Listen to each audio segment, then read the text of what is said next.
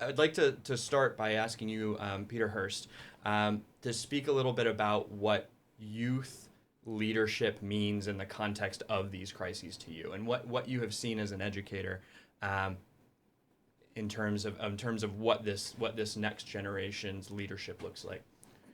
Sure. I'd also like to start by echoing what Neil just said, like the important juxtaposition of science and technology, and in our case, engineering, perhaps at MIT, with the fact that it's organizations which are made of people Yeah. that actually put these things into practice in the world.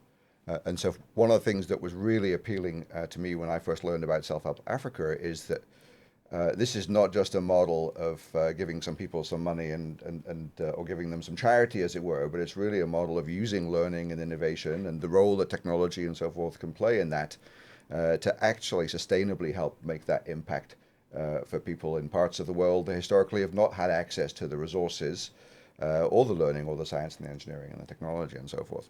And so the fact that this organization is bringing that kind of not just resource, but also energy and I think inspiration into the countries that Self Help Africa works in Africa is tremendously important. I think what's also clearly the case everywhere in the world, but especially in the countries that Self Help Africa works in, is that it's the future generation of leaders and managers and entrepreneurs and business people and farmers and people in the food supply system that are really going to make that sustainable impact. So whatever it is that we can do to really not only support but inspire those future generations is really critical.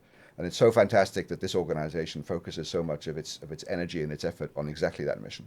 I want to clarify because using the word sustainable different from how it's typically used today. People say, is it a sustainable crop or is it what you mean was very important use of the word sustainable, that as you began, it's not just a handout, it's not just a gift, it is having people learn enough to take ownership of their own decisions as they go forward. And the sustainability is that doesn't require a continuous infusion of capital or of advice because it becomes self-driven. Right. And it's the whole mission statement, right. I guess. Yeah. It becomes what we would call a reinforcing system. Yes, yes.